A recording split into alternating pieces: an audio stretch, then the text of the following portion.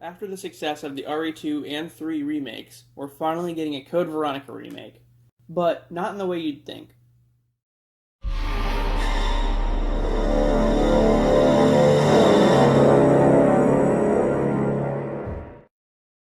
The remake will have upgraded visuals, overhauled combat, and a new over-the-shoulder camera angle in third person.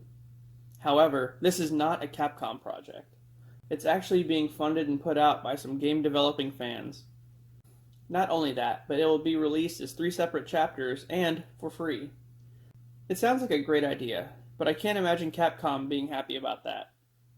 Who knows, maybe it'll inspire them to make a legitimate one.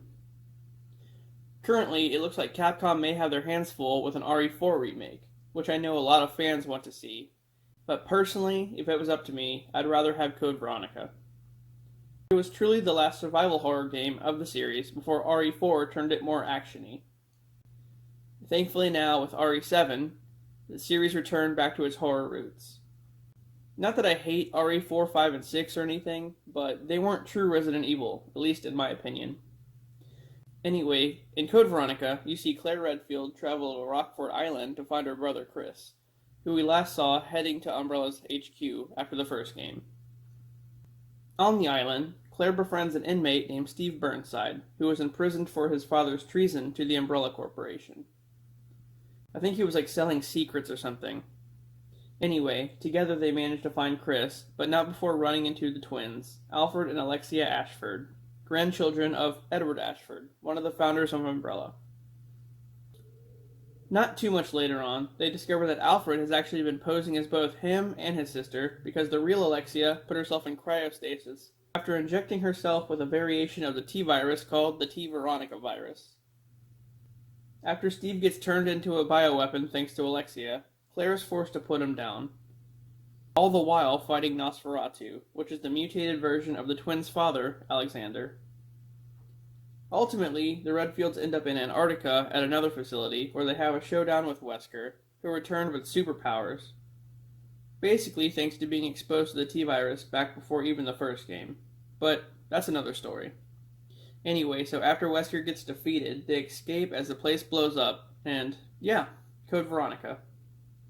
The game has so many awesome puzzles just like the early games, not to mention a boatload of zombies, some new BOWs called Bandersnatch, and even a tyrant. So hopefully this alleged fan remake will be awesome. And if it does come out for Xbox, I'll be sure to make a video doing some gameplay.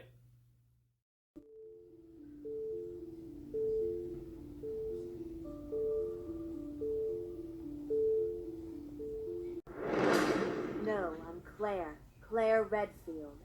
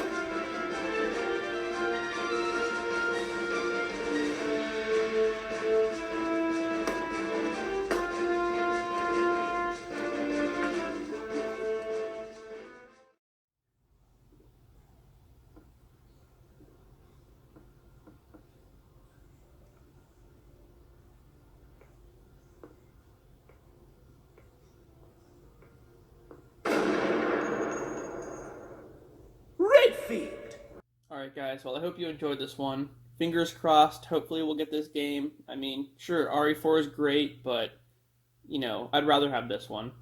If you're excited about it, let me know in the comments below. Or maybe if you prefer RE4, let me know. Either way, thanks for watching, and I'll see you on the next one.